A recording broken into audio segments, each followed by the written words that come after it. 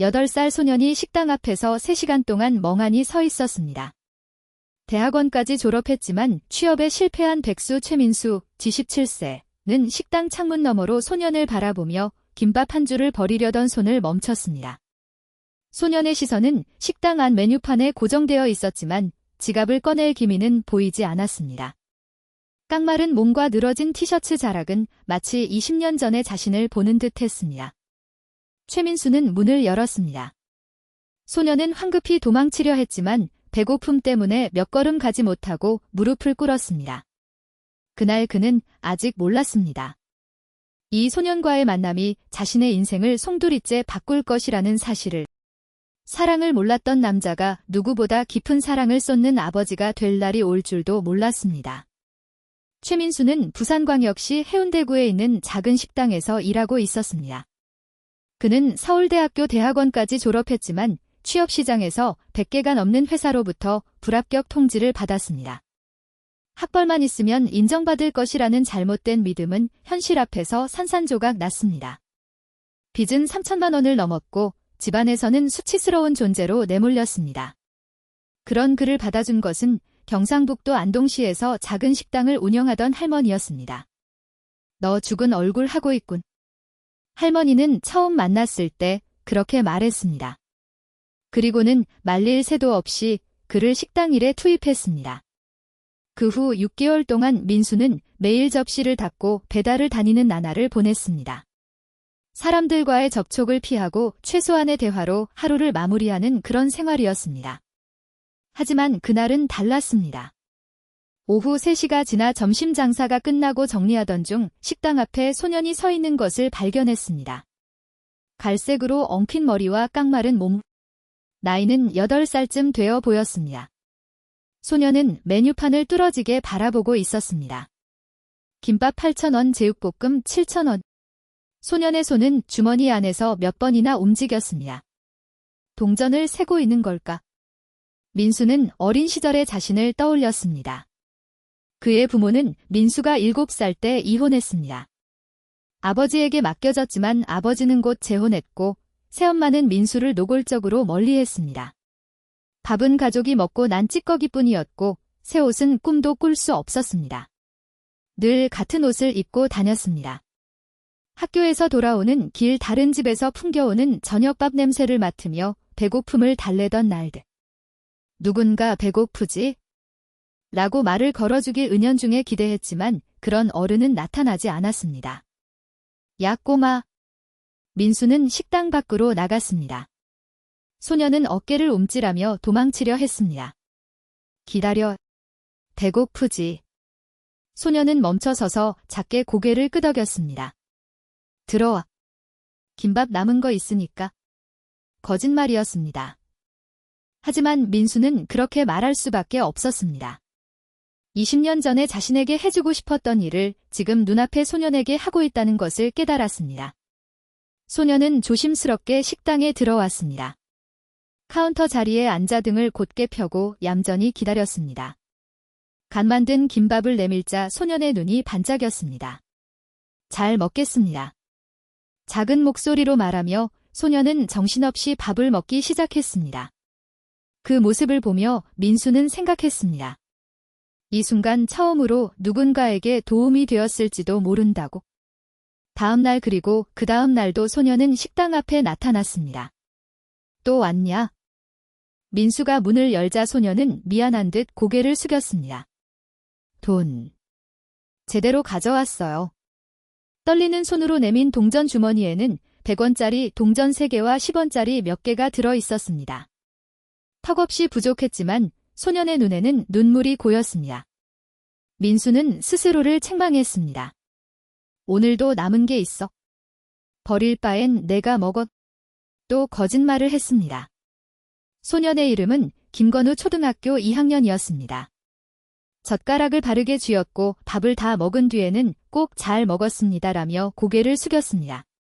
일주일 뒤 민수가 공원에서 담배를 피우다 건우가 혼자 그네에 앉아 있는 것을 보았습니다.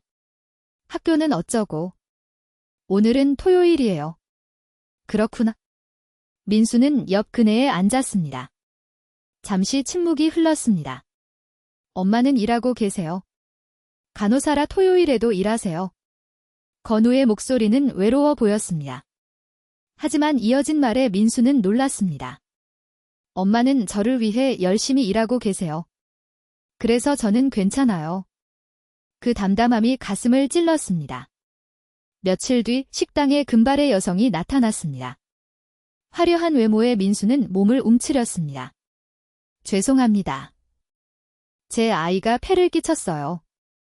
여성은 깊이 고개를 숙였습니다. 건우의 엄마 김소연이었습니다.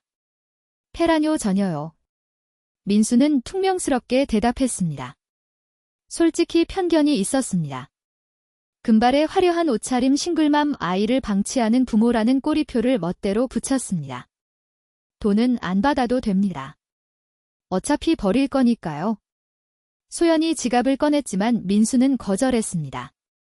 대신 부탁 하나만 할게요. 네. 그 아이한테 야구를 가르쳐도 될까요? 민수의 방에는 쓰지 않는 글러브와 공이 있었습니다. 대학교 때 샀지만 함께 캐치볼할 상대가 없어 창고에 처박혀 있었습니다. 사실 어릴 때부터 늘 갖고 싶었던 물건이었습니다. 하지만 새엄마는 그런 쓸데없는 물건이라며 사주지 않았고 아버지도 공부만 잘하면 된다고 무시했습니다. 소연은 살짝 놀란 표정을 지었지만 곧 미소를 지었습니다. 건우가 좋아할 거예요. 감사합니다. 그날 저녁 민수는 건우에게 글러브를 건넸습니다. 이거 받아도 돼요? 건우의 눈은 보물을 보는 듯 빛났습니다. 그래 같이 캐치볼 하자. 노을 아래 어른과 아이가 공을 주고받았습니다. 민수는 생각했습니다. 나도 어렸을 때 이렇게 놀아주는 어른이 있었으면 했는데. 가을이 깊어지면서 건우는 민수의 집에서 자주 자게 되었습니다. 엄마가 야간 근무라 혼자 있으면 무서워요. 건우가 털어놓았을 때 민수는 어린 시절을 생생히 떠올렸습니다. 새엄마와 아버지가 외출한 밤 어두운 집에서 무릎을 끌어안고 아침을 기다리던 기억. 누군가 곁에 있어줬다면 얼마나 든든했을까. 우리 집에 와. 할머니도 좋아할 거야. 할머니는 건우를 보자마자 한박웃음을 지었습니다. 아이고 귀여운 녀석. 민수 너도 이런 좋은 친구가 생겼군. 친구 아니에요. 그냥 뭐. 할머니는 장난스레 물었지만 민수는 대답할 수 없었습니다. 그날 밤 건우와 나란히 이불을 덮었습니다. 건우는 곧 잠이 들었고 그 평온한 얼굴을 보며 민수는 묘한 감정에 휩싸였습니다. 지켜야 할 존재가 있다는 처음 느껴보는 감정이었습니다. 12월이 되자 소연도 가끔 식당에 들렀습니다. 항상 건우가 신세지고 있어요. 신세라뇨 별거 아니에요. 근데 이 녀석 요즘 훨씬 밝아졌어요. 소연 씨 덕분이에요. 소연의 금발이 형광등 아래에서 반짝였습니다. 민수는 그 머리를 보며 말했습니다. 솔직히 화려한 부모라고 생각했어요. 소연은 씁쓸하게 웃었습니다. 자주 듣는 말이에요. 하지만 이건 제 유전이에요. 아버지가 캐나다 사람이거든. 민수는 자신의 편견을 부끄러워했습니다. 겉모습으로 사람을 판단했던 자신이 누구보다 겉모습으로 판단받는 걸 두려워했으면서 미안합니다. 괜찮아요. 익숙해요. 소연은 쓸쓸히 웃었습니다. 그 표정을 보고 민수는 깨달았습니다. 이 사람도 온갖 편견과 싸우며 아이를 키우고 있군. 연말 민수 할머니 건우 소연 네 사람은 함께 메밀국수를 먹었습니다. 내년에도 잘 부탁드립니다. 건우가 정중히 고개를 숙이자 할머니는 기뻐하며 웃었습니다. 이렇게 북적이는 설날은 오랜만이야. 민수 너도 좀 사람다워졌군. 네 사람은 해운대 해변 근처의 해월정사로 초파일 참배를 갔습니다. 건우는 진지하게 두 손을 모았습니다. 뭐 빌었어? 비밀이에요. 건우는 웃으며 대답했습니다. 나중에 알게 된 사실이지만 그는 모두가 함께할 수 있기를 빌었다고 했습니다. 2월의 어느 밤 소연이 드물게 약한 모습을 보였습니다. 가끔 불안해요. 이 아이를 혼자 키울 수 있을까 야간 근무를 마치고 지친 얼굴이었습니다. 민수는 신중히 말을 골랐습니다. 건우는 행복해 보여요. 적어도 제 어린 시절보다 100배는 행복해요. 그리고 자신의 과거를 털어놓았습니다. 부모의 이혼 새엄마의 냉대 제대로 된 밥 한 끼 먹지 못했던 날들 사랑을 모르고 자란 자신이 건우를 통해 처음으로 사람의 따뜻함을 알게 되었다고. 소연은 조용히 듣다가 작은 목소리로 말했습니다. 민수 씨도 힘들었군요. 그래서 건우에게 잘해주는 거예요. 그녀의 눈에 눈물이 고였습니다. 민수는 대답하지 않았습니다. 대답할 필요도 없었습니다. 3월 건우가 말했습니다. 민수 아저씨, 저 커서 아저씨처럼 되고 싶어요. 민수는 얼어붙었습니다. 대학원까지 갔지만 쫓겨난 남자 빚더미에 앉은 패배자. 그런 자신을 동경하는 아이가 있다니. 나 같은 놈이 돼선 안 돼. 왜요? 민수 아저씨는 착하고 강하고 멋져요. 건우의 맑은 눈동자를 보며 민수는 처음으로 자신의 존재 가치를 느꼈습니다. 이 아이의 눈에 비친 자신은 어쩌면 그리 나쁜 인간이 아닐지도 모른다고. 4월 8일 입학식 아침, 건우는 새 책가방을 메고 기뻐하며 식당에 들렀습니다. 아저씨, 저 3학년 됐어요. 오, 열심히 해. 민수는 부드럽게 머리를 쓰다듬었습니다. 건우는 환한 웃음을 지으며 학교로 뛰어갔습니다. 3시간 뒤 민수의 휴대폰이 울렸습니다. 소연의 전화였습니다. 건우가 사고를 전화 너머로 소연의 울부짖는 소리가 들렸습니다. 민수는 앞치마도 벗지 않고 병원으로 달려갔습니다. 부산대학병원 중환자실 앞 소연은 주저앉아 있었습니다.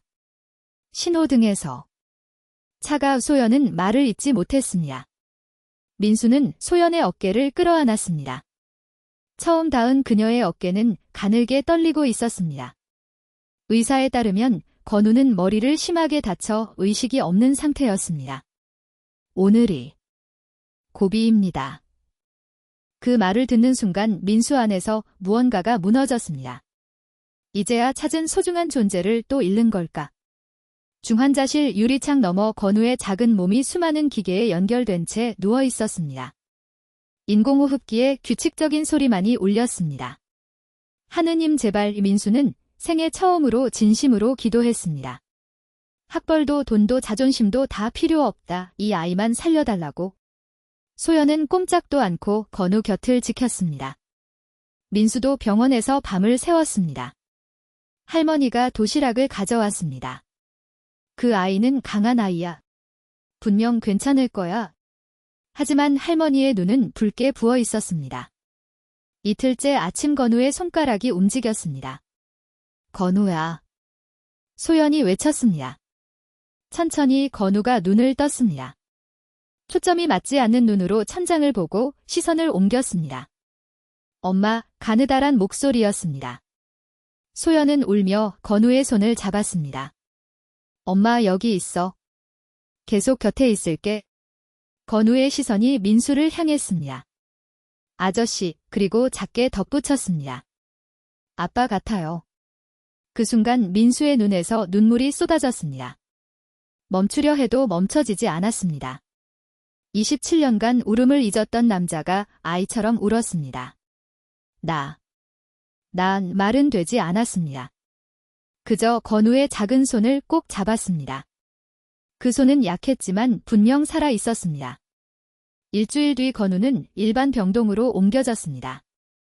회복은 순조로웠습니다. 걱정 끼쳐서 미안해요.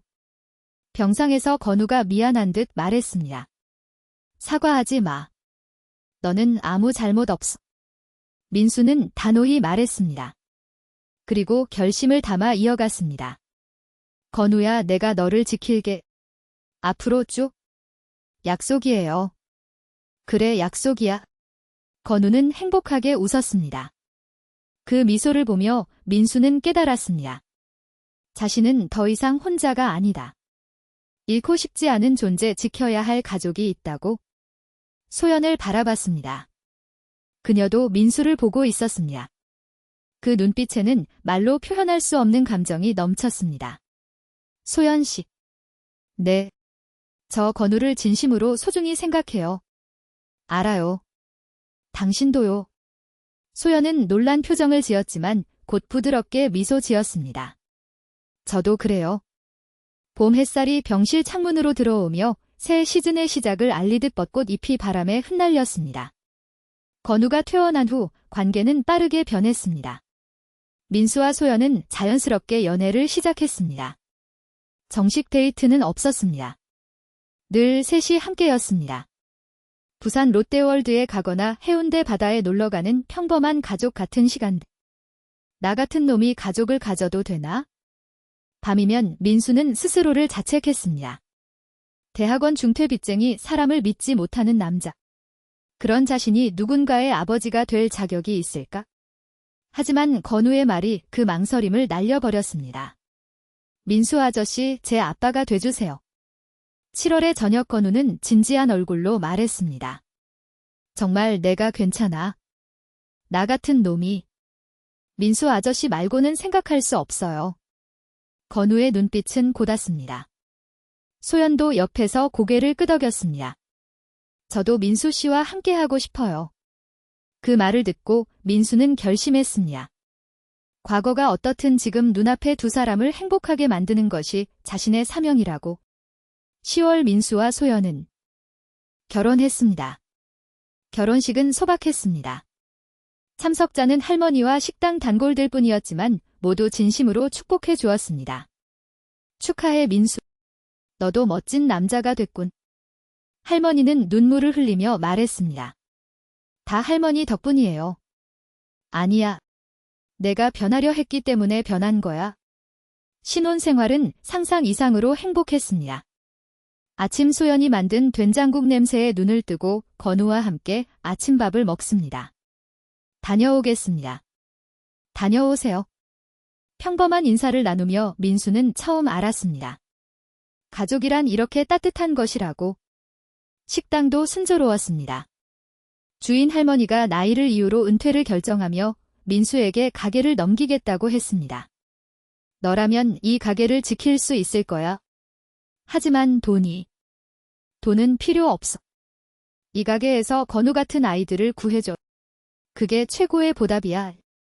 민수는 깊이 고개를 숙였습니다. 그리고 다짐했습니다. 이 가게를 누군가의 안식처로 지키겠다고. 이듬해 봄 소연이 임신했습니다. 가족이 하나 더 늘어요? 소연이 쑥스럽게 말했을 때 민수는 말을 잃었습니다. 자신의 아이 피가 이어진 가족. 기뻐요. 당연히 기뻐. 민수는 소연을 끌어안았습니다. 건우도 환호했습니다. 동생이 생기는 거예요. 저 오빠가 돼요. 12월 딸이 태어났습니다. 이름은 최유진. 소연을 닮은 하얀 피부와 민수를 닮은 눈매. 작은 생명은 약했지만 힘차게 울었습니다. 이제 진짜 따뜻한 가정을 만들 수 있어. 민수는 확신했습니다. 자신이 누리지 못했던 행복을 이 아이들에게 꼭 주겠다고. 사랑이 부족했던 자신 사랑의 소중함을 안다고. 건우는 여동생을 정말 예뻐했습니다. 유진아 오빠야. 부드럽게 말을 걸던 모습은 이미 훌륭한 오빠였습니다. 하지만 행복은 오래가지 않았습니다. 유진이 1살이 되었을 때 소연의 건강이 나빠졌습니다. 검사 결과 췌장암이었습니다. 이미 많이 진행된 상태였습니다. 왜 민수는 진료실에서 무너졌습니다. 겨우 얻은 행복이 또 빼앗기려 하고 있었습니다. 하지만 소연은 강했습니다. 포기하지 않을게요. 아이들과 당신을 위해. 항암 치료가 시작되었습니다. 머리가 빠지고 체중이 줄어들었지만 소연은 웃음을 잃지 않았습니다. 엄마 괜찮아? 유진이 걱정스레 묻자 소연은 부드럽게 대답했습니다. 괜찮아. 엄마는 강하니까. 하지만 민수는 알고 있었습니다. 밤이면 소연이 혼자 울고 있다는 것을. 그래도 아침이 되면 웃으며 가족을 대하는 그녀의 강인함. 10개월 뒤 소연은 조용히 숨을 거두었습니다. 마지막 말은 고마워였습니다. 민수의 손을 잡고 건우와 유진을 바라보며 평온한 얼굴로 떠났습니다. 장례식 날 민수는 울지 않았습니다. 울 시간이 없었습니다. 11살 건우와 2살 유진 이 아이들을 자신이 지켜야 했습니다. 민수 아저씨. 건우가 말했습니다. 우리한테 아저씨가 있으니까 괜찮아요. 그 말에 민수는 구원받았습니다. 그리고 깨달았습니다. 자신은 혼자가 아니다. 건우가 있고 유진이 있고 할머니가 있고 소연이 남긴 사랑이 있다고.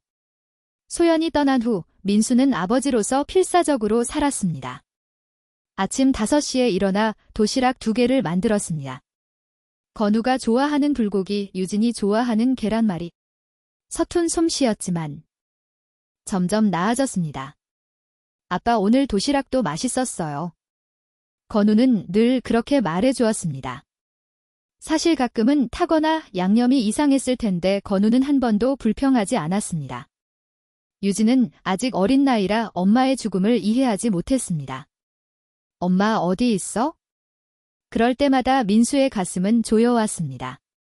엄마는 하늘에서 우리를 지켜보고 있어? 그럼 다시 만날 수 있어? 언젠가. 그런 대화를 반복하며 셋은 살아갔습니다. 식당은 건우도 돕기 시작했습니다. 중학생이 된 건우는 학교가 끝나면 곧장 식당으로 와 배달과 설거지를 했습니다. 제가 어렸을 때 이렇게 도움을 받았으니 이제 제가 누군가를 돕고 싶어요.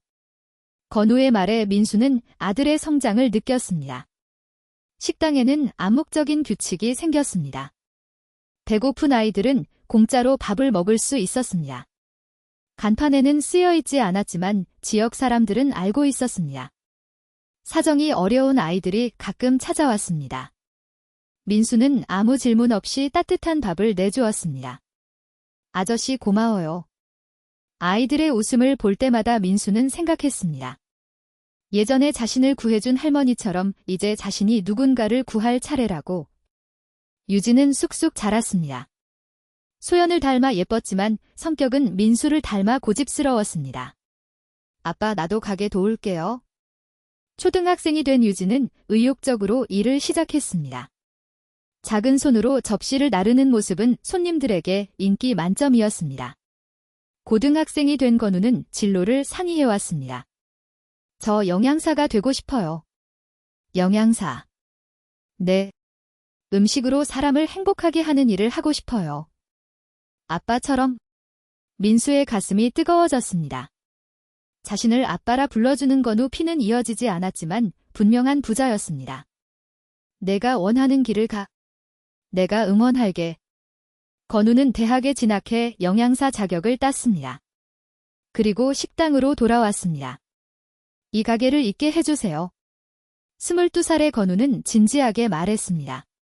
너라면 더 좋은 직장이 있을 텐데. 하지만 저는 이 가게가 좋아요. 이 가게에서 구원받은 아이들처럼 저도 누군가를 구하고 싶어요. 민수는 아들에게 가게를 물려주기로 했습니다. 시간이 흘러 건우도 결혼했습니다. 상대는 대학 동기인 따뜻한 여성이었습니다. 아이도 태어났습니다. 아들이었습니다. 이름은 민수. 아빠 이름을 붙이고 싶어요. 건우의 아들 민수는 조부에게 잘 따랐습니다. 할아버지 최고. 작은 손으로 안겨오는 손자를 보며 민수는 생각했습니다. 자신의 인생은 헛되지 않았다고. 사랑을 몰랐던 남자가 사랑을 주는 존재가 되었다고. 그것만으로 살아온 의미가 있다고. 하지만 민수의 몸은 점점 약해졌습니다. 60세가 넘자 위암이 발견되었습니다. 아빠 치료받아요. 건우와 유진은 필사적으로 설득했지만 민수는 고개를 저었습니다. 충분히 살았어. 너희를 키웠고 손자 얼굴도 봤어. 더 바랄 게 뭐야? 마지막 날이 가까워졌을 때 민수는 건우를 곁에 불렀습니다. 건우야 너를 만나서 정말 다행이야. 너 덕분에 처음으로 사는 의미를 알았어. 고마워. 건우는 눈물을 흘리며 민수의 손을 잡았습니다. 저야말로 고마워요. 아빠를 만나 정말 행복했어요. 민수는 평온한 얼굴로 미소 지었습니다. 창밖에는 벚꽃이 만개해 있었습니다. 건우를 처음 만난 그 봄처럼. 가게 잘 부탁해. 네 꼭 지킬게요. 배고픈 아이들을 구할게요. 약속이야. 민수는 만족스럽게 눈을 감았습니다. 사랑을 몰랐던 남자의 인생은 사랑으로 가득 차며 막을 내렸습니다. 민수의 장례식에는 놀라울 정도로 많은 사람이 모였습니다. 식당 단골들, 무료로 밥을 얻어먹었던 아이들, 그 부모들. 모두가 민수의 추억을 이야기했습니다.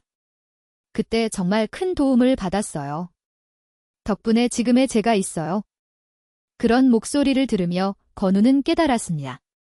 아버지는 모르는 사이에 많은 사람을 구했던 거라고.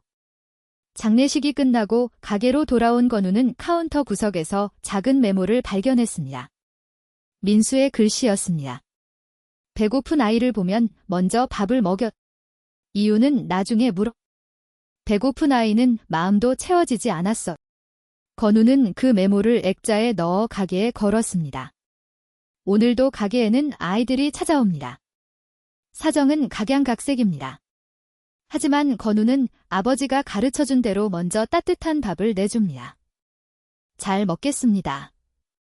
아이들의 힘찬 목소리가 울립니다. 그중 한 명 수줍은 표정의 남자아이가 있었습니다.